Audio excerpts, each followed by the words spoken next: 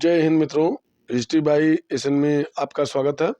मित्रों, आज हम सामान्य अध्ययन यानी जीएस से संबंधित भारतीय अर्थव्यवस्था का बड़ा ही महत्वपूर्ण वन लाइनर लेके उपस्थित हैं। तो आइए देखते हैं, स्टार्ट करते हैं। भारत में जनगणना किस जनगणना अधिनियम प्रावधानों के तहत आयोजित की जाती है? तो 1948 के जनगणना प्रावधानों के अनुसार भारत की जनगणना कितने वर्ष के अंतराल पर आयोजित की जाती है? तो 10 वर्ष के अंतराल पर आयोजित की जाती है।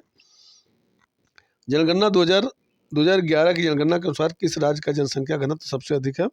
तो बिहार की जनसंख्या घनत्व जो सर्वाधिक है। आगे देखते हैं। भारत में पहली बार जनगणना कब आयोजित की गई थी? तो 1872 में आयोजित की गई थी।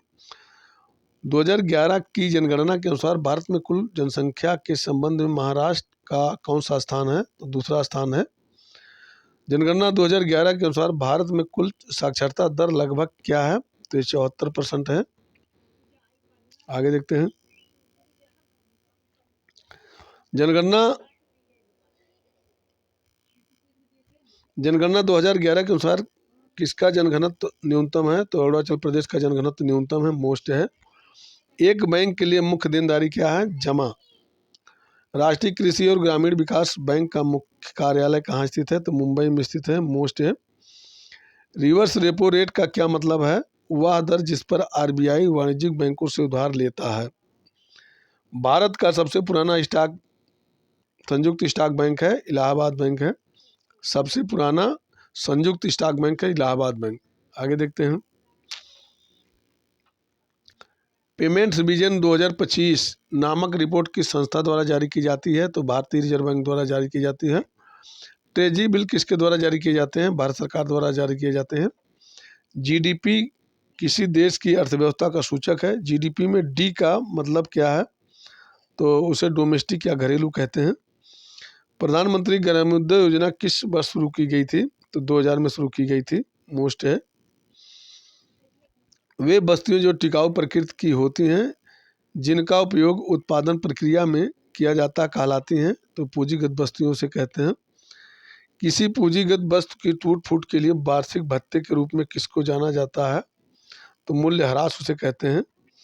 अर्थशास्त्र का कौन सा नियम है खराब पैसे अच्छे पैसे को बाहर कर देता है? तो ये ग्रेसम का नियम है, मोस्ट है। आगे देखते हैं। कौन सी बेरोजगारी किसी अर्थव्यवस्था में मंदी का परिणाम है? तो चक्रीय बेरोजगारी जो है ये होती है मंदी का परिणाम। किस प्रकार की बेरोजगारी के अंतर्गत व्यक्ति अपनी क्षमता से कम योगदान देता है? तो प्रच्छन्न बेरोजगारी में।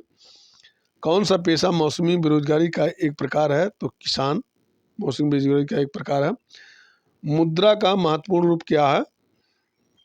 तो micro units development and refinance agency, ये मुद्रा का पूर्ण रूप है।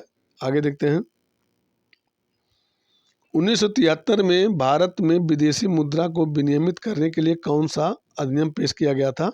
तो फेरा पेश किया गया था। मशीनें, उपकरण, सामग्रियां और भवन किस प्रकार के माल के उदाहरण है? तो ये पूंजीगत माल के उदाहरण है। आईएडीपी का पूर्ण रूप है इंटेंसिव एग्रीकल्चर डिस्ट्रिक्ट प्रोग्राम। आगे है। किसकी स्थापना हिल्टन यंग कमीशन की सिफारिश पर की गई थी? तो आरबीआई रिजर्व बैंक, भारतीय रिजर्व बैंक की स्थापना जो है हिल्टन यंग कमीशन की रिपोर्ट के आधार पर की गई थी। ये पूछा जा सकता है कभी भी, मोस्ट है। आगे देखते हैं। किस पंचवर्षीय योजना में भारत में उद्योगों और औद्योगिक आधार के विकास पर बल दिया गया? तो दूसरे। पंचवर्षीय योजनाओं में योजना अवकाश की अवधि के बीच थी, तो 1966 से 1969 के बीच जो योजना अवकाश की अवधि थी। आगे देखते हैं। 2011 की जनगणना के अनुसार भारत का सर्वाधिक जनसंख्या वाला महानगरीय शहर है, तो मुंबई है, मोस्ट है। केंद्रीय बजट 2022-23 के अनुसार राष्ट्रीय राजमार्ग नेटवर्क के विस्तार के लिए लगभग कितनी राशि आवंटित की गई थी? तो 20,000 करोड़ रुपये आवंटित की गई थी। 2011 की जनगणना के अनुसार केरल की साक्षरता दर थी, ये 94% थी, मोस्ट है, बहुत महत्वपूर्ण है। सर्वाधिक जनसंख्या यहाँ पे साक्षरता है। भारत में किस संस्था द्वारा 1 रुपये करेंसी नोट सिक्के निर्गत किए जाते हैं? तो ये वित्त मंत्रालय द्वारा जारी किए जाते हैं, मोस्ट है। आगे देखते हैं। पूंजी बजट का एक घटक है, गैर योजनागत पूंजी व्यय उसे कहते हैं। 2011 की जनगणना के अनुसार भारत के किस राज्य में लिंगानुपात सबसे अधिक है? तो केरल में लिंगानुपात सबसे अधिक है। 2011 की जनगणना के अनुसार भारत का सबसे अधिक जनसंख्या वाला राज्य है उत्तर प्रदेश। 1956 में भारत सरकार द्वारा निजी क्षेत्र की मौजूदा सभी जीवन बीमा कंपनियों को राष्ट्रीयकरण करके स्थापित किया गया भारतीय जीवन बीमा निगम। 1956 में नहीं, LIC की स्थापना 1956 में हुई थी। आगे देखते हैं। 2011 की जनगणना के अनुसार किस राज्य का जनसंख्या घनत्व 100 व्यक्ति प्रति वर्ग किलोमीटर से कम था? तो सिक्किम का। तेंदुलकर समिति की रिपोर्ट आधारित थी गरीबी पर। सभी बहुपक्षीय व्यापार समझौतों को संचालित करने के लिए एक वैश्विक व्यापार संगठन के रूप में 23 देशों के साथ 1948 में स्थापित किया गया था। टैरिफ और व्यापार पर सामान्य समझौता स्थापित किया गया था। मोस्ट ये भी है। 2011 की जनगणना के अनुसार देश का सबसे कम जनसंख्या वाला राज्य है सिक्किम। नीति आयोग द्वारा प्रतिस्थापित किए जाने से पूर्व इनमें से किस संगठन द्वारा लकड़ा वाला सूत्र का प्रयोग करके बेरोजगारी से संबंधित आंकड़ों को संकलित किया जाता था? तो योजना आयोग। अगला है, मानव विकास रिपोर्ट प्रकाशित करता है संयुक्त राष्ट्र विकास कार्यक्रम जो करता है। गरीबी रेखा गरीबी को मापती है, आय स्तर या उपभोग व्यय, बड़ा महत्वपूर्ण भी है। आगे देखते हैं। भारतीय रिजर्व बैंक द्वारा संचालित खुले बाजार के संचालन के प्रकार हैं, 2 प्रकार हैं। 2011 की जनगणना के अनुसार भारत की सबसे अधिक बोली जाने वाली भाषा है, तो हिंदी है सबसे अधिक बोली जाने वाली भाषा। 2011 की जनगणना के अनुसार भारत के किस राज्य संघ राज्य का लिंगानुपात सबसे अधिक के क्रम में दूसरे स्थान पर है? पांडुचेरी का है। 2011 की जनगणना के अनुसार भारत के किस राज्य की साक्षरता दर सबसे कम है? तो बिहार की साक्षरता दर सबसे कम है। 1991 में LPG की रणनीति में एल का अर्थ क्या है? लिबरलाइजेशन, जिसे उदारीकरण कहते हैं। 2011 की जनगणना के अनुसार भारत में नगरीय जनसंख्या का प्रतिशत है 30% से 35% के बीच है नगरीय जनसंख्या का प्रतिशत। आगे देखते हैं। भारत की महिला साक्षरता दर 2011 की जनगणना के अनुसार है कितना? 60 से 69% है। वार्षिक वित्तीय विवरण सरकार की प्राप्तियों और भुगतानों को दर्शाता है क्या? आकस्मिकता निधि, सार्वजनिक खाता और समेकित निधि के रूप में। आगे है, ग्रामीण क्षेत्रों में एक प्रकार की बेरोजगारी जब लोगों को प्रतिवर्ष कुछ महीनों के दौरान नहीं मिल पाती, कहलाती है क्या? मौसमी बेरोजगारी उसे कहलाती है वो। आगे देखते हैं।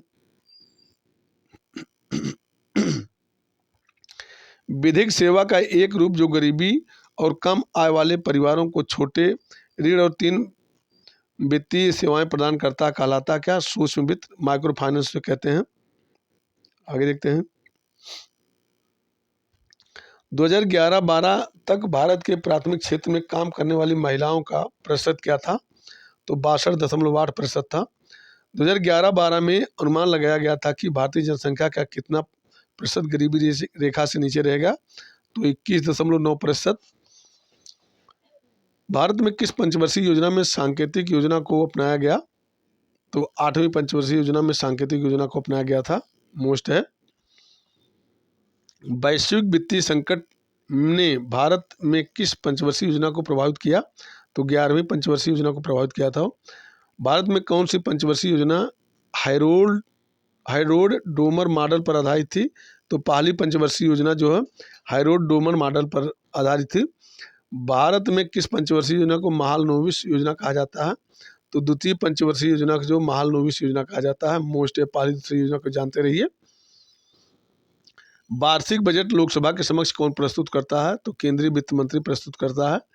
2011 की जनगणना के अनुसार नई दिल्ली जिले की साक्षरता दर कितनी है? तो 88.01% है। जनगणना 2011 के अनुसार भारत में निम्नलिखित में से किस राज्य में लिंगानुपात सबसे अधिक है? तो केरल में सर्वाधिक है। 2011 की जनगणना के अनुसार निम्नलिखित में से किस केंद्र शासित प्रदेश में लिंगानुपात सबसे कम है? तो दमन और दीव में लिंगानुपात सबसे कम है। आगे देखते हैं।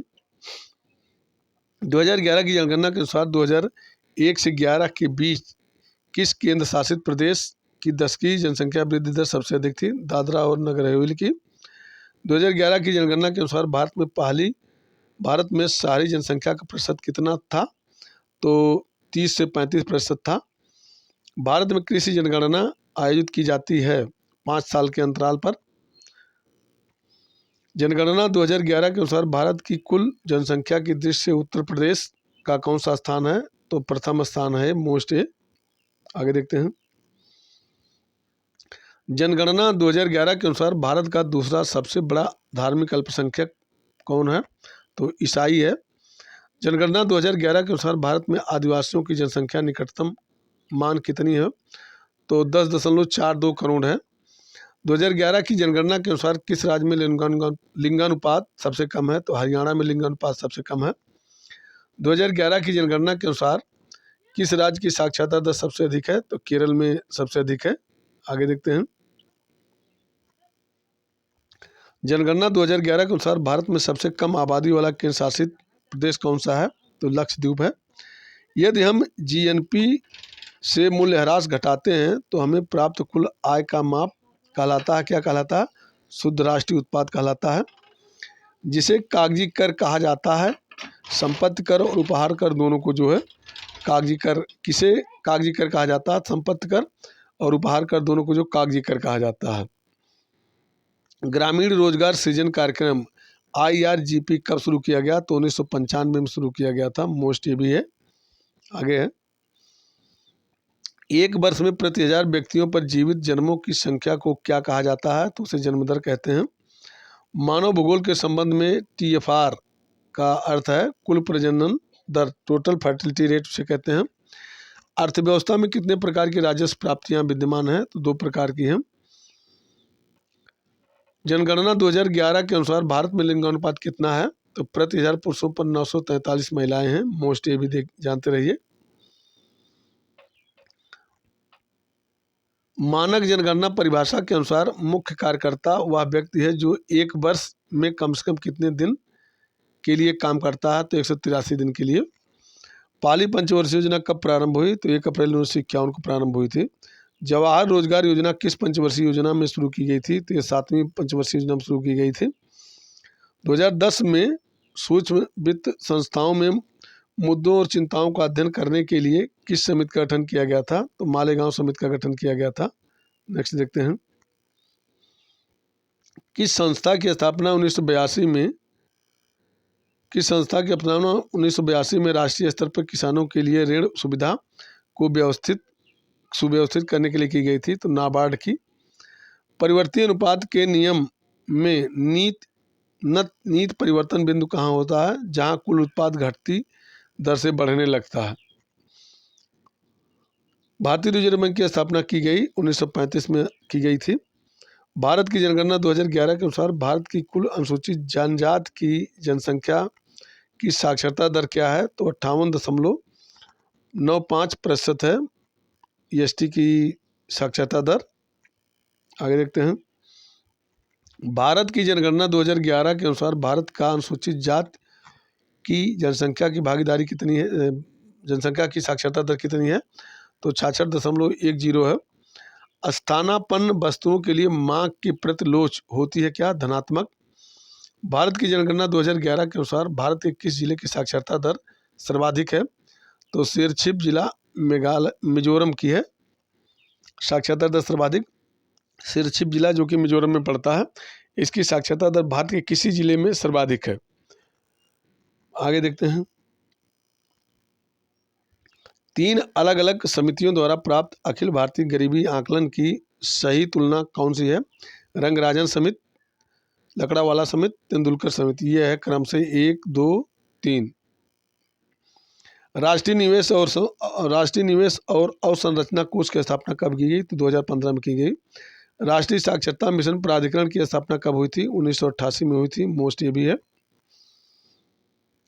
राष्ट्रीय साक्षरता मिशन के तहत किस आयु वर्ष के सभी निरक्षर व्यक्तियों को कार्यात्मक साक्षरता प्रदान करने के उद्देश्य से शुरू किया गया था? तो 15 से 35 वर्ष की आयु के बच्चों को लोगों को साक्षरता प्रदान करने के लिए शुरू की गई थी। भारत की जनगणना 2011 के अनुसार भारत की कुल जनसंख्या में बौद्ध और जैन धार्मिक समुदायों का प्रतिशत कितना है? तो 0.7% और 0.4% ये है। आगे देखते हैं। भारतीय राष्ट्रीय भुगतान निगम की स्थापना किस अधिनियम के प्रावधानों के तहत की गई थी? तो भुगतान और निपटान प्रणाली अधिनियम 2007 के तहत की गई थी। भारतीय रिजर्व बैंक ने अक्टूबर 2022 में एक परिसंपत्ति पुनर्निर्माण कंपनी की स्थापना के लिए न्यूनतम पूंजी आवश्यकता को बढ़ाकर कितना कर दिया है? तो 300 करोड़ रुपए कर दिया है। मोस्ट है।